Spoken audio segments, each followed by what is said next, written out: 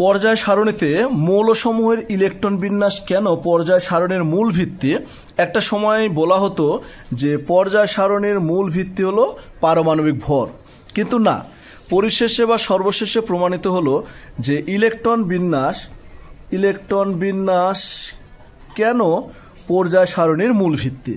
তো ইলেকট্রন বিন্যাস যে পর্যায় সারণীর মূল ভিত্তি সেটা আমরা খুব সহজভাবে সংক্ষেপে বুঝিয়ে দিব যে কেন মূল ভিত্তি। তাহলে ইলেকট্রন বিন্যাস পর্যায় সারণীর মূল ভিত্তি, অর্থাৎ ইলেকট্রন বিন্যাস ছাড়া আমরা কিন্তু পর্যায় সারণীর কল্পনাই করতে পারবো না। খালি 118টা মৌলই আমরা জানবো যে 118টা মৌল থাকে, এখানে 1 থেকে 18 পর্যন্ত গ্রুপ থাকবে। তাহলে আমরা শুধুমাত্র জানতাম যে 1 থেকে 18 পর্যন্ত গ্রুপ থাকবে, আর 2, 3, 4, 5, 6, 7 এই 7টা পর্যায় থাকবে, এটাই জানতাম।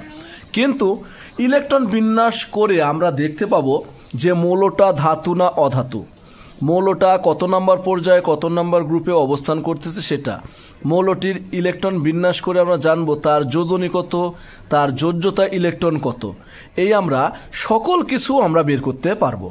তো সেক্ষেত্রে তোমরা অবশ্যই মুখস্থ রাখবে, যারা নবম দশম শ্রেণীর তারা মুখস্থ রাখবে 1 নাম্বার গ্রুপ, এদেরকে বলা হয় ক্ষার ধাতু, মনে থাকবে, এরা হচ্ছে ক্ষার ধাতু।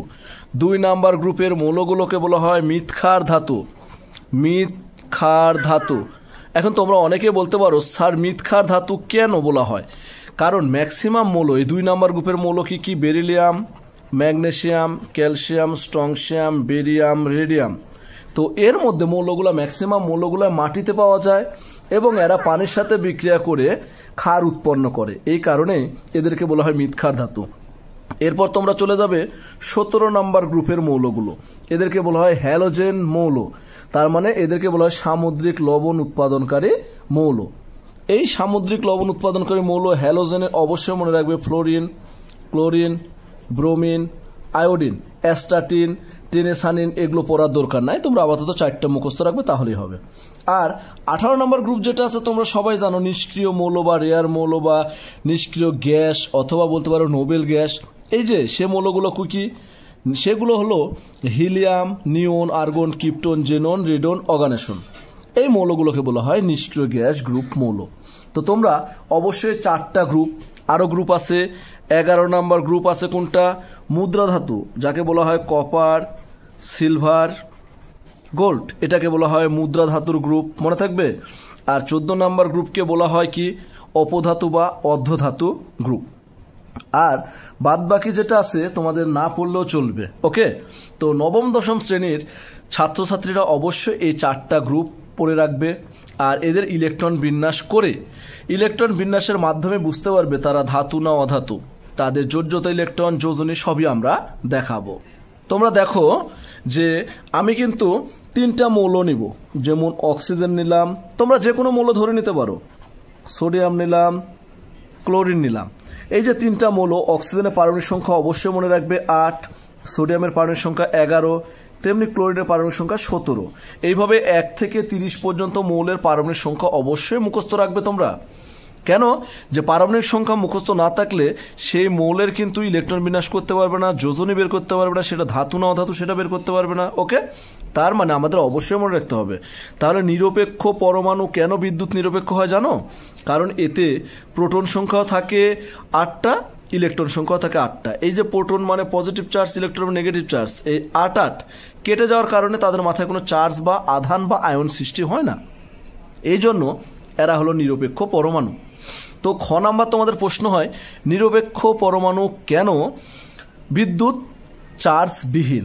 এটাই হলো আমাদের প্রশ্ন, কারণ এদের কোনো আধান হয় না, এরা চার্জ নিরপেক্ষ, যার কারণে বিদ্যুৎ পরিবহন করে না, ওকে। আমরা মূল কথায় চলে আসি। তাহলে অক্সিজেনের ইলেকট্রন বিন্যাস করো তোমরা, অক্সিজেন ইলেকট্রন বিন্যাস করলে পাবে কি? 1s2, 2s2, 2p4। এবার দেখো তোমরা খেয়াল করে সর্বোচ্চ শক্তিস্তর কোনটা অক্সিজেনের? 2 ঘর। 2 ঘর মানে হবে সেটা 2 নং পর্যায়। গ্রুপ কিভাবে বের করতে হয়?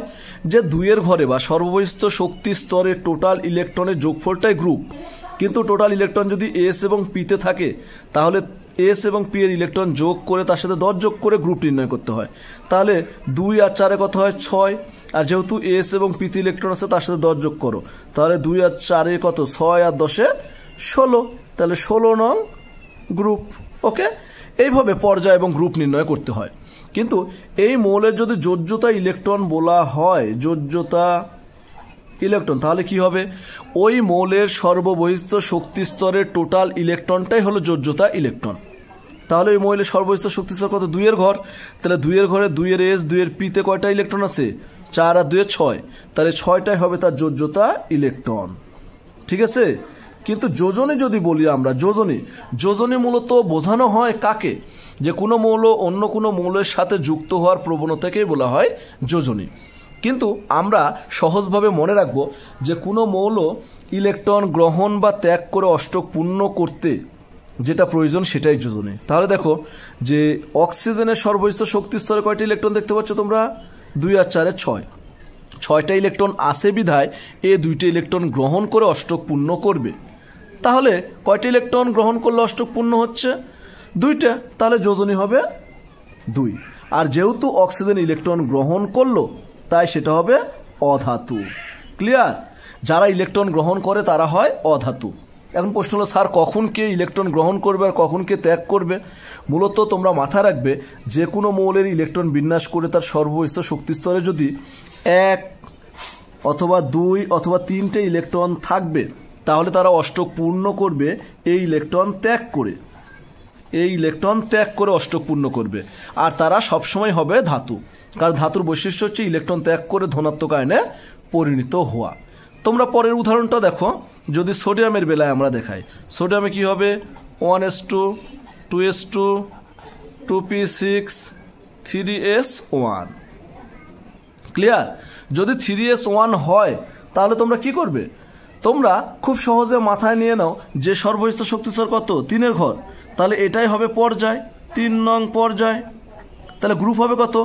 3 এর ঘরে টোটাল ইলেকট্রন কয়টা? 3 এর ঘরে টোটাল ইলেকট্রন 1টা, তাই গ্রুপ হবে 1। এখন তোমরা প্রশ্ন করো, স্যার এর সাথে কেন 10 যোগ করলাম না? 10 যোগ করব তখনই যদি যার সর্ববহিস্থ শক্তি স্তরে এস এবং পিতে ইলেকট্রন থাকবে।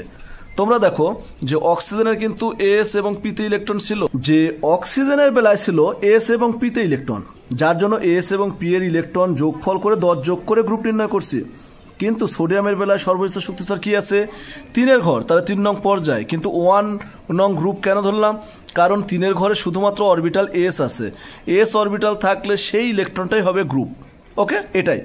এবং তোমরা বলতে পারো তাহলে যোজ্যতা ইলেকট্রন কত হবে? যোজ্যতা ইলেকট্রন হবে, তোমরা দেখো সর্ববহিস্থ শক্তি স্তরে কয়টি ইলেকট্রন আছে? 3 এর ঘরে 1টাই, তাহলে যোজ্যতা ইলেকট্রন হবে 1টাই। যোজনীর বেলায় তাকিয়ে দেখো যে সোডিয়ামের সর্ববহিস্থ শক্তি স্তরে 1টা ইলেকট্রন, এই 1টা ইলেকট্রন যদি ত্যাগ করাও তাহলে অষ্টক পূর্ণ হচ্ছে তার। আমরা কি বলছি? 1টা 2টা 3টে ইলেকট্রন থাকলে তারা ত্যাগ করে অষ্টক পূর্ণ করবে। তাহলে সোডিয়ামের সর্ববহিস্থ শক্তি স্তরে ইলেকট্রন কয়টা? 1টা।